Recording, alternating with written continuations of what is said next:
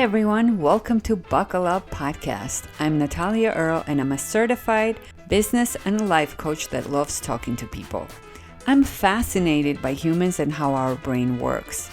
What is it that makes a decision good or bad, and how does that decision ultimately shape our path and destiny? Everyone loves to talk about success, but what about the flip side?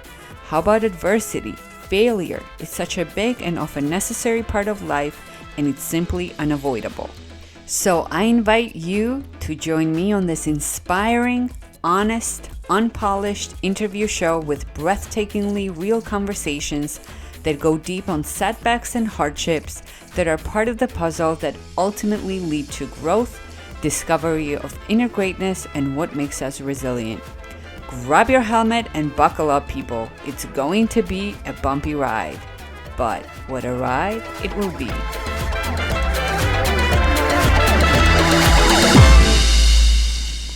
In this educational episode, I sat down with Eliana Kramer. Hailing from bird-rich Colombia, Eliana was destined to be a birder and nature lover. She has traveled from South Florida to the far corners of the world, where she immerses herself in nature with a warmth and excitement for all life. You'll most likely never see her without a camera in hand. She's a committed and spirited photographer with a keen eye.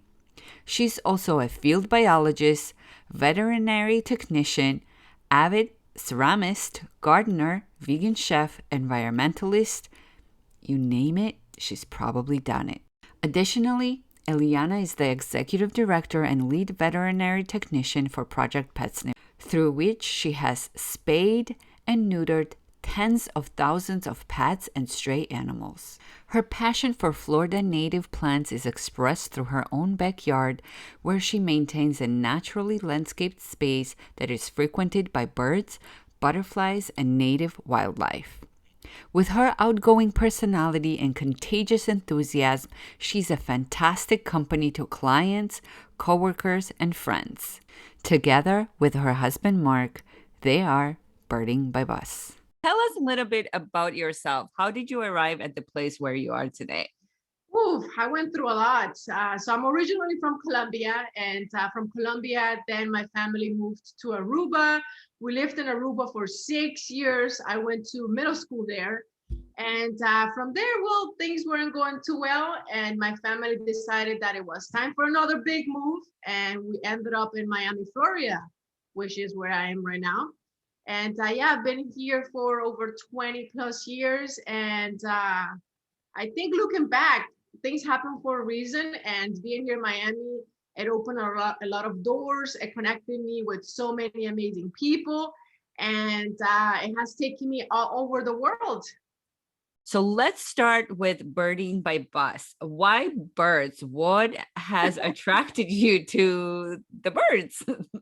Yeah, so I have always been very interested in nature and the outdoors and exploring and getting out there. I love being outside. And 15 years ago, I met someone. I met a guy. His name is Marc, and Marc has always been into birding. And I had no idea. I had never heard of that before. Birding, like you go out to look for birds, really? Well, little did I know that I was going to get super hooked on birding. He got me my first pair of binoculars and introduced me to all the amazing birds that call Miami home. They're amazing. There's so many, like you will never think. So little by little, like we started traveling the world, and we will travel to see birds. We will go to all these countries. And being from Colombia, Colombia has the most species of birds than any other country in the world. So it's super amazing. We have almost 2,000 species. So we did some trips to Colombia. And then this was in 2017. Yeah, 2017. We went to Alaska, which happens to be our favorite place on earth. We go to Alaska, and Marc proposed there. Oh, wow. Yeah, so he proposed there, and then we come back to Miami, and then Marc's dad was like, "Oh, why don't we start working on the guest list for the wedding?" And in just a few minutes, that guest list had over 82 people, and I was like, "Yeah, I don't know how I like this." So I started thinking too much, and I'm always like dreaming and coming up with too many crazy ideas. So I said to Marc, why instead of this big expensive wedding, we get in Valentina, which Valentina, it happens to be our 1978 Volkswagen bus that we had bought back in 2008. So I said to Marc, what do we get in Valentina? Drive all the way to Alaska, get married there, have a small wedding, and it will be perfect. Well, Marc really loved that idea. So, Yeah. and then how do you stop for the birds? Like, do you know certain spots where they are, or how does that work? So there's many ways of knowing. That's a great question. So if you're not a birder, you're like, how do you find all these birds? Well, Yeah. the thing about birding is that there's birds everywhere. Pretty Mhm. much everywhere you look, there are birds to be found. But there are certain places that you can go to kind of find what's called the hot spot, meaning like an area that it has a lot of density of species of birds. There's a few ways of doing that. There's a website that we use a lot called ebird.org. ebird.org, it's a website that was built by Cornell Lab of Ornithology, and it's pretty much being used worldwide. It's a place where you can see the hot spots or where the species of birds are, and also you report what species you're seeing. So it's kind of like a citizen science project. It's really, Mhm. really cool, very unique. It's a free app, it's a free website. I highly recommend it for anyone that it's getting out there into nature, traveling, or just wants to learn more about the local birds. And so ebird.org helped us out a lot. A lot of the local Audubon societies also have like on their website, they recommend certain trails to check out or areas to check out. And of course, social media. Social media, like we will post, we're like, we're trying to find this species of bird. Can anyone help us out? And all the locals usually know the secret spots or like where to go, or maybe where a bird is breeding or has been spotted lately. So a lot of people really helped us out and targeting those species. And a lot of them also join us during these walks to find that targeted bird that we were trying to find. So yeah. Yes, I never knew that the birding community was so big, right? That so many people are into it and so many people have so much knowledge. And how do you identify? Like when you see a bird, how do you know what species it is? Is it? Yeah, so in the beginning it can be overwhelming, you know. So Yeah.